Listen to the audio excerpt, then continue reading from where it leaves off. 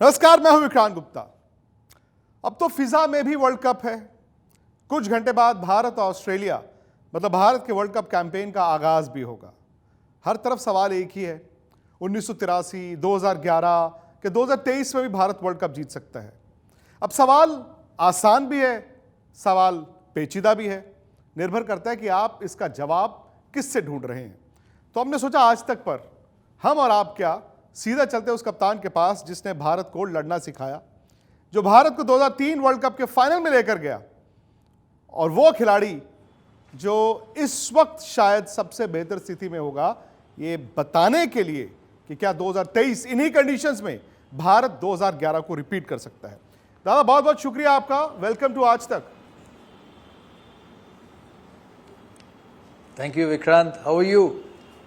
बस दादा, all well. और हमेशा जो होता है 4 साल का सालाना वर्ल्ड कप, क्या आइए अब भारत पर सारी उम्मीदें भी होंगी।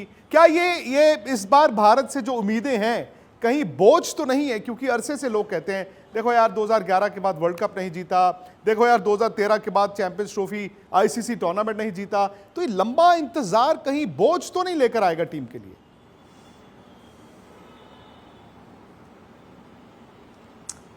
देखिए, प्रेशर मैं समझता हूँ हर वर्ल्ड कप में रहेगा। वो कुछ नया नहीं है भारतीय टीम के लिए या किसी और टीम के लिए जो अच्छी क्रिकेटिंग नेशन है, जो वर्ल्ड कप जीते हैं पहले, वो ऑस्ट्रेलिया हो, वो इंग्लैंड हो, वो पाकिस्तान हो, वो न्यूजीलैंड हो, जो भी हो। क्योंकि जब आप इतनी बड़ी टूर्नामेंट खेलते हैं तो आपको इस चीज़ का सामना करना ही पड़ेगा। प्रेशर ज़रूर होगा भारत के ऊपर और प्रेशर होना भी चाहिए। थोड़ा बहुत प्रेशर रहना बहुत ज़रूरी है और ये टीम को अच्छा परफॉर्मेंस करने में मदद भी करता है। तो मैं प्रेशर से चिंतित नहीं हूँ। मुझे जो चिंता थी इस वर्ल्ड कप से पहले कि सारे प्लेयर्स फिट होंगे और सारे खेलेंगे एक साथ जुड़ के वर्ल्ड कप में, जो पिछले शायद 1.5-2 साल से हुआ नहीं है। क्योंकि कोई ना कोई इंजर्ड होता था, कोई ना किसी को रेस्ट किया जाता था, तो कभी एक साथ मिलके एक अच्छा पूरा जो भारतीय स्ट्रेंथ है वो कभी हमको देखने को नहीं मिला है। बट एशिया कप से आप भी फॉलो किए होंगे, भारत ने एशिया कप जीता, ऑस्ट्रेलिया को हराया। और मैं ये नहीं कह रहा हूँ कि जीता इसीलिए, क्योंकि आप जानते हैं कि गेम में जब कोई टीम जीतता है तो लोगों का उनकी तरफ देखने का रोज ही बदल जाता है। बट मैं खिलाड़ी के तौर, कप्तान के तौर ये नहीं कहूँगा कि भारत एशिया कप जीता है या ऑस्ट्रेलिया को सीरीज हरा है इसीलिए।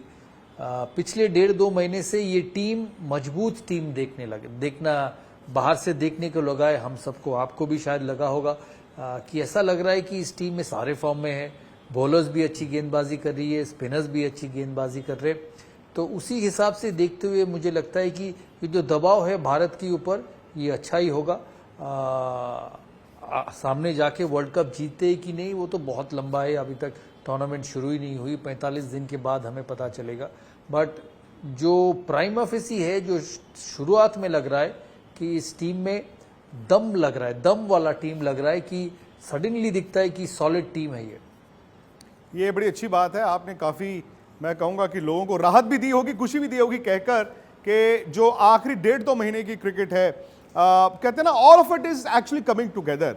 सामने आपने ऑस्ट्रेलिया को देख लें, आप इंग्लैंड देख लें, एक वक्त शायद एशिया कप से पहले दादा पाकिस्तान की भी बात हो रही थी।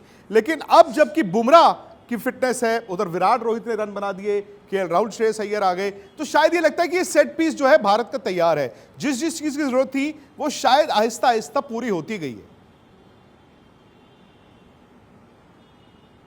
बिल्कुल पिछले 1.5-2 साल से जब कहीं पे भी खेलते थे तो लगता था कि कहीं ना कहीं कमजोरी है, तेज गेंदबाज फिट नहीं है। बुमराह तो बहुत समय से बाहर रहे हैं बैक इंजरी लेकर। शामी कभी खेले नहीं है, कभी उनको टीम में रखा नहीं गया। कहीं बैट्समैन इंजर्ड रहे, केएल राहुल इंजर्ड रहे, श्रेयस अय्यर इंजर्ड रहे बहुत समय से। तो लगता था कि कहीं ना कहीं एक गैप हो रहा था इस टीम में, जो इस समय शायद लग नहीं रहा है, क्योंकि सारे फिट है, सारे अच्छे फॉर्म में हैं। ये वर्ल्ड कप भारत में है तो सारे जो कहते हैं ना कि एक्स्ट्रा डिटरमिन्ड है कि अपने शहर में, अपने देश में भारत को जिताना है। और जैसा आपने बिल्कुल कहा कि मजबूत टीम लगने लगा है। दादा, 2011 की तरह कोई सिमिलैरिटी आपको दिखती है इस वर्ल्ड कप से ठीक पहले?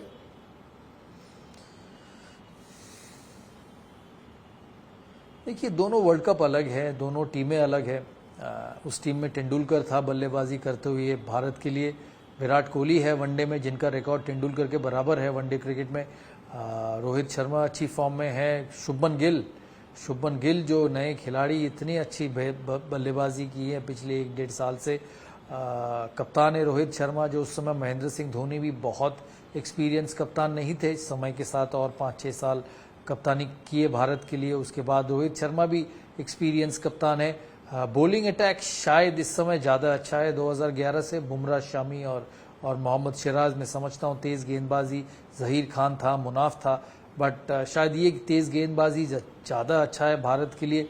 ऑलराउंडर हार्दिक पांड्या, जडेजा शायद उस टीम से ज़्यादा अच्छा है। उस समय यूसुफ पठान थे टीम में, इस समय रविंद्र जडेजा है, हार्दिक पांड्या है जो मीडियम पेस ऑलराउंडर करते हैं, ऑलराउंडर है। तो मैं समझता हूँ कहीं कहीं जगह तो ये टीम ज़्यादा शक्तिशाली लग रहा है मेरे को 2011 की टीम से। बट MS धोनी का एक अलग एक्स फैक्टर था उस टीम में। MS धोनी, युवराज सिंह, ये दो मेरे लिए बहुत बेहतरीन एक्स फैक्टर था उस 2011 की वर्ल्ड कप टीम में। तो देखते हैं कि हार्दिक पांड्या हो या KL राहुल हो या श्रेयस अय्यर हो, ये एक्स फैक्टर बन के निकल आते हैं कि नहीं इस वर्ल्ड कप में। आपके लिए एक्स फैक्टर कौन हो सकता है?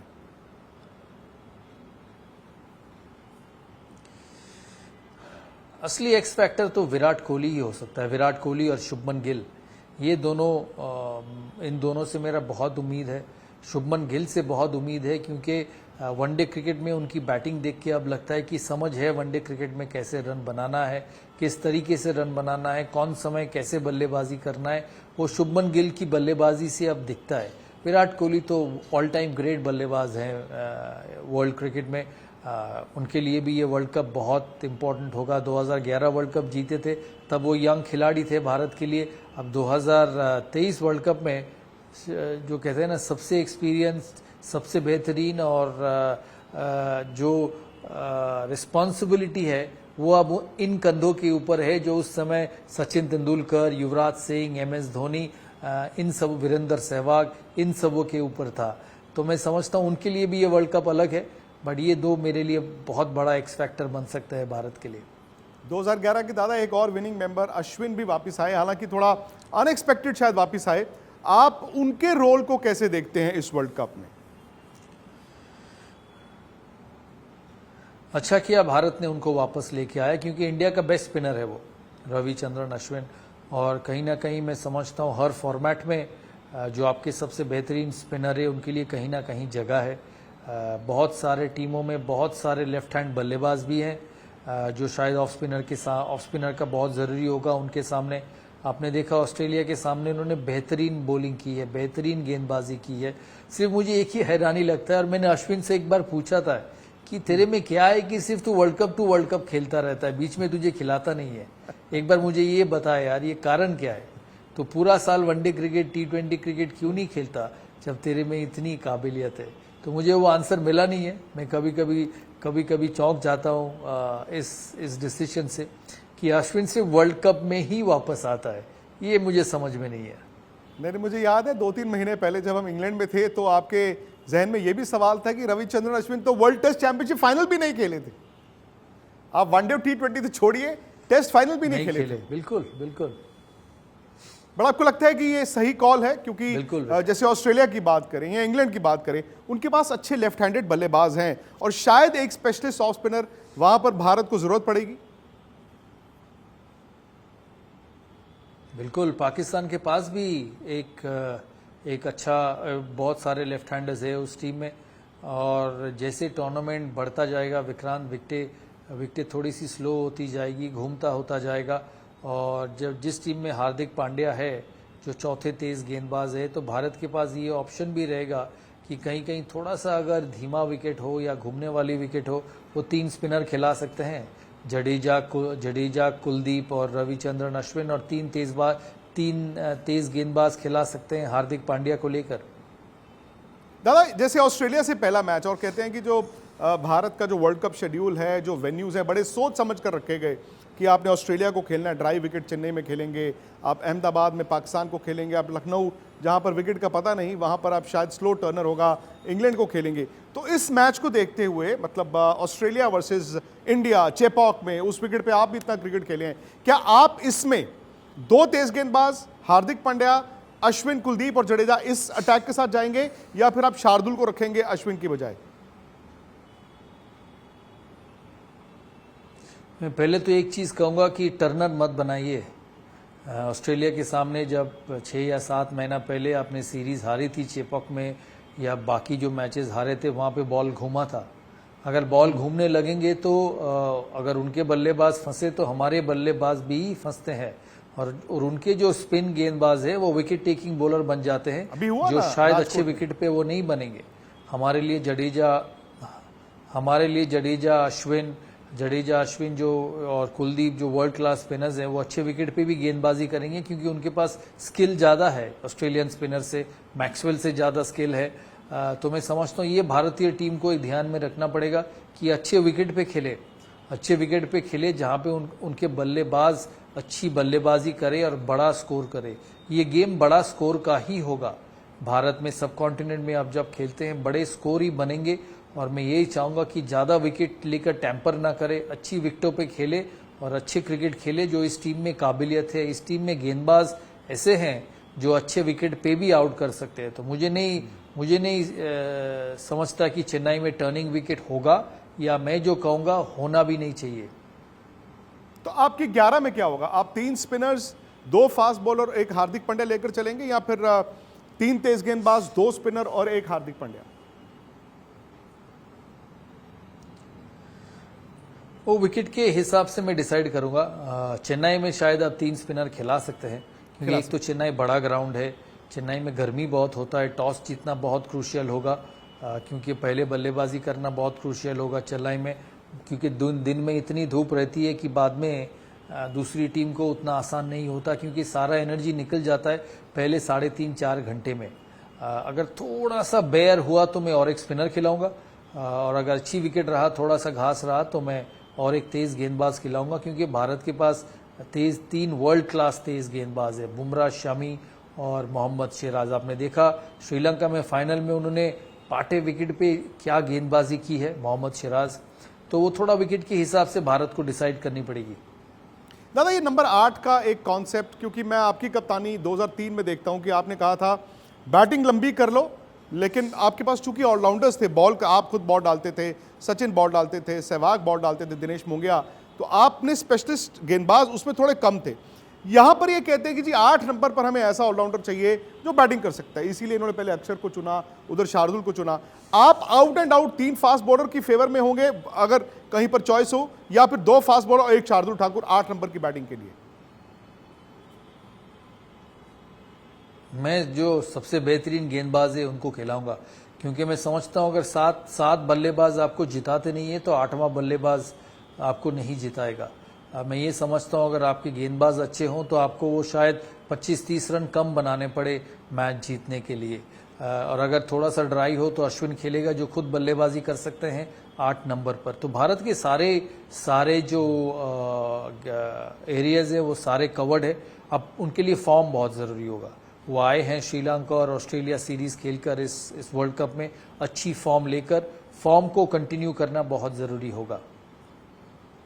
दादा ये जो 2 वार्म अप मैचेस इंडिया के धुल गए, क्या इसका कुछ नुकसान है या आपको लगता है कि इतनी क्रिकेट इन्होंने खेल ली थी कि चल जाएगा इन मैचेस के बिना?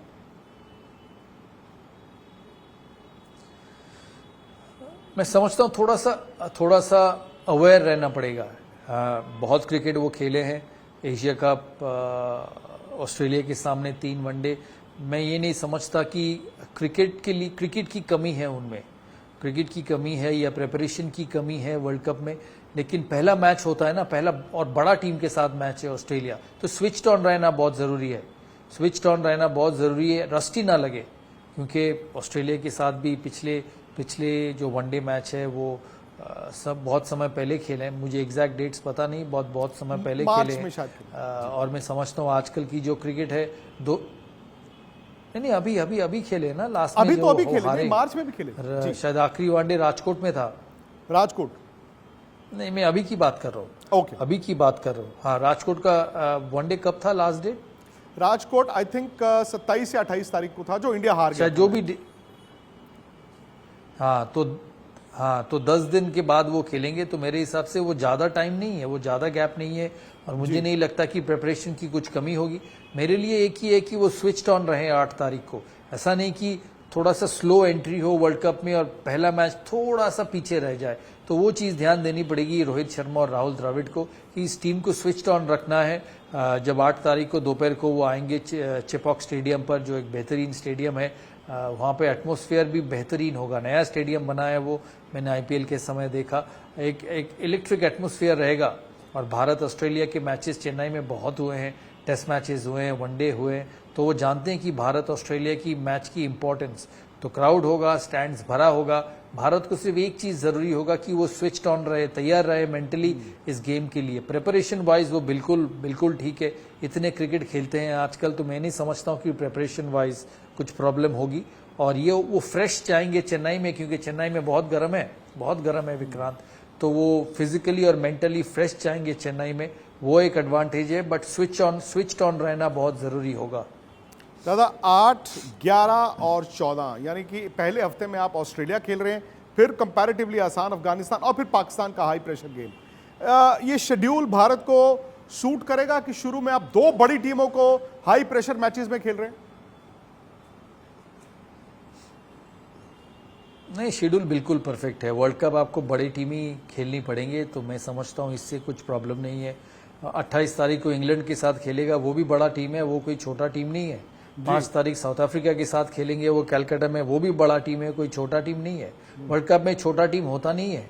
अफगानिस्तान भी इंडिया को कड़ी टक्कर दी है वर्ल्ड कप में कभी ना कभी। पिछला वर्ल्ड कप इंग्लैंड में वो मैच उतना ईजी नहीं रहा था भारत के लिए। तो मैं समझता हूँ कि हर मैच इंपॉर्टेंट है भारत के लिए। और ये अच्छा है कि ऑस्ट्रेलिया के सामने उनकी शुरुआत है। अगर कहीं वो मैच जीत गए, वो और जीतने की काबिलियत वो रखते हैं, अगर ऑस्ट्रेलिया को हरा देते हैं तो वो कॉन्फिडेंस पूरा टूर्नामेंट आपको आगे लेके जाएगा। पाकिस्तान अच्छा टीम है, मैं उनको छोटा नहीं कर रहा हूँ, लेकिन भारत का रिकॉर्ड पाकिस्तान के सामने बहुत मजबूत है। तो मैं समझता हूँ पाकिस्तान से बड़ा मैच ऑस्ट्रेलिया है भारत के लिए। दादा एक बैटिंग का सवाल जो है डिबेट, वो ये है कि शुभमन गिल, रोहित शर्मा, विराट कोहली, केएल राहुल, हार्दिक पांड्या।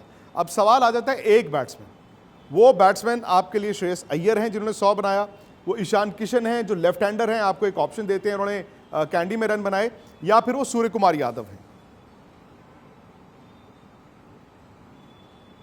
मैं श्रेयस अय्यर को खिलाऊंगा शुरुआत में। ऑस्ट्रेलिया के सामने भी उन्होंने एक ताबड़तोड़ 100 भी बनाई दूसरे वनडे में। तो मेरा बैटिंग ऑर्डर होगा शुभमन गिल, रोहित शर्मा, विराट कोहली, श्रेयस अय्यर, केएल राहुल, हार्दिक पांड्या, रविंद्र जडेजा। अगर थोड़ा सा बेयर विकेट मिल जाए चेन्नई में ऑस्ट्रेलिया के सामने, मैं शायद एक एक्स्ट्रा स्पिनर खिलाऊंगा, वो है रविचंद्रन अश्विन। वो स्पिन उतनी अच्छे खेलते भी नहीं है। मिचेल मार्श हो, डेविड वार्नर हो, वो स्पिन के सामने थोड़ा सा फंसते हैं। तो मैं शायद अश्विन को खिलाऊंगा 8 नंबर पे। बैटिंग भी मिल जाएगा नीचे उनको, अगर 15-20 रन एंड में बनाने पड़े तो अश्विन बनाएगा। और उसके बाद 2 तेज गेंदबाज और आपका तीसरा गेंदबाज होगा हार्दिक पांड्या। और अगर अच्छी विकेट रही, थोड़ा सा घास रह गया, तो मैं तीसरा गेंदबाज खिलाऊंगा रविचंद्रन अश्विन की जगह। चलिए, उम्मीद करते हैं कि टीम मैनेजमेंट भी देख रही हो, क्योंकि दादा 2003 में उस टीम को जिस तरह फाइनल में लेकर गए, और दरअसल दांत उसी वक्त मिले थे वनडे क्रिकेट में वर्ल्ड कप जीतना 2003। 7 भारत के लिए अच्छा नहीं था, पर 11 में वही खिलाड़ी जीते भी। दादा जाते जाते बस 2-3 सवाल। एक ये, मैं शुरू टॉप 4 से नहीं करूंगा, मैं करूंगा आपके लिहाज से बिल्कुल इम्पार्शियल होके, वो टीम जो वर्ल्ड कप आपके लिहाज से जीत सकती है, नंबर 1, सिर्फ एक टीम। उसके बाद आप मुझे बताएंगे 2 टीमें जो आपको फाइनलिस्ट दिखती हैं, और फिर आपकी टॉप 4 की टीमें। मेरे लिए सबसे मजबूत टीम है भारत। मैं समझता हूँ ये टीम बहुत मजबूत है, बॉलिंग अटैक बहुत मजबूत है, बेस्ट स्पिनर्स हैं इस टीम में। तो मैं समझता हूँ मेरे हिसाब से नंबर 1 टीम ऑन पेपर इस वर्ल्ड कप में भारत है। आगे डिपेंड करेगा कि कैसे भारत खेलता है अगला 45 दिन। ऑस्ट्रेलिया अच्छा होगा, जब तक बॉल ना घूमे ऑस्ट्रेलिया अच्छा होगा, बॉल घूमा तो फिर वो फंस सकते हैं। मुझे न्यूजीलैंड भी बहुत मजबूत लगा है, जितना मैं वार्म अप मैचेस देखा हूँ न्यूजीलैंड की टीम बहुत मजबूत लगी है। तो मेरे हिसाब से 4 टीमें जो बहुत मजबूत लग रही है, भारत, ऑस्ट्रेलिया, न्यूजीलैंड और इंग्लैंड, ये 4 टीमें बहुत मजबूत लग रही है। पाकिस्तान आपको टॉप 4 में कमजोर दिखता है? मुझे थोड़ा कमज़ोर दिखता है, बट अगर उनके फॉर्म चल गए, बाबर आजम चल गए, रिजवान चल गए, उनकी जो तेज़ गेंदबाज है हरिश और शाहीन शाह अफरीदी चल गए तो वो बन सकते हैं। बट मेरे हिसाब से वो 5वें नंबर पे आते हैं इस पैकिंग ऑर्डर पे। 5वें भी नहीं शायद, क्योंकि मैं समझता हूँ साउथ अफ्रीका बहुत मजबूत है। 6वें नंबर पे शायद आते हैं पाकिस्तान। 5 साउथ अफ्रीका और 6वां पाकिस्तान। जाते जाते दादा, एक वो खिलाड़ी जिसका नाम पूरे इस वर्ल्ड कप में गूंजेगा, एक खिलाड़ी। ये तो बोलना बहुत मुश्किल है, बहुत मुश्किल है विक्रांत। इतने बड़े खिलाड़ी हैं सारे टीमों में, कोई भी आके बहुत बेहतरीन परफॉर्म कर सकते हैं। अब इंडिया से पूछ ले, अब इंडिया से पूछ ले, मैं जो जिताएगा। आपने कहा इंडिया जीतेगा तो शायद इंडिया का प्लेयर होगा वो।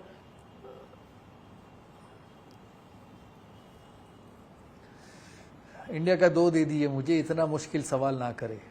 2 दे दीजिए। दो कहता हूँ, शुभमन गिल और जसप्रीत बुमराह, ये दोनों मेरे लिए बहुत इंपॉर्टेंट होंगे इस वर्ल्ड कप में। सही बात है, क्योंकि इस टीम में तजुर्बा है। जैसे दादा ने कहा, आपके पास रोहित, विराट जैसे बैट्समैन हो, अगर शुभमन गिल ऊपर से और यहां बुमराह। और मुझे याद है कि दादा ने इंग्लैंड में मुझे कहा था कि, और उस वक्त दादा ये था बुमराह का कि पूरी तरह फिट है कि नहीं है। आपने कहा था कि नहीं, उन्होंने प्रैक्टिस करना शुरू कर दिया है और बुमराह प्रैक्टिस में बड़ी जबरदस्त गेंद कर रहे थे। मैचों में तो ऐसा लगा ही नहीं कि वो 1 साल नहीं खेले।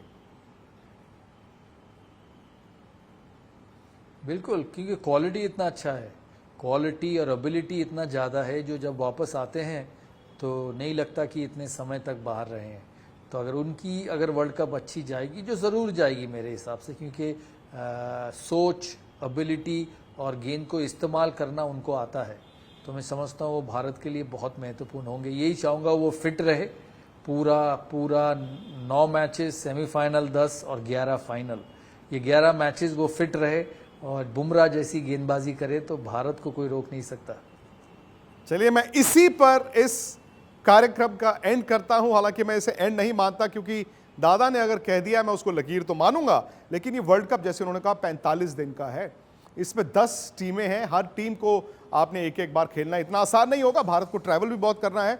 लेकिन बहुत बहुत शुक्रिया आपका दादा। शुक्रिया इसलिए भी कि एक तो आपने आज तक के दर्शकों के सामने मतलब उनके पेचीदा सवालों का जवाब दिया, और जाते जाते आई थिंक सबको एक खुशी भी और एक तरह से आपने उनको वो भी दिया ना, जश्न की तैयारी करने का मौका, कि इस वक्त अगर वर्ल्ड कप में कोई टीम सबसे मजबूत, बैलेंस दिखती है होम कंडीशंस में, वो भारत की है। दादा, आपका बहुत बहुत शुक्रिया।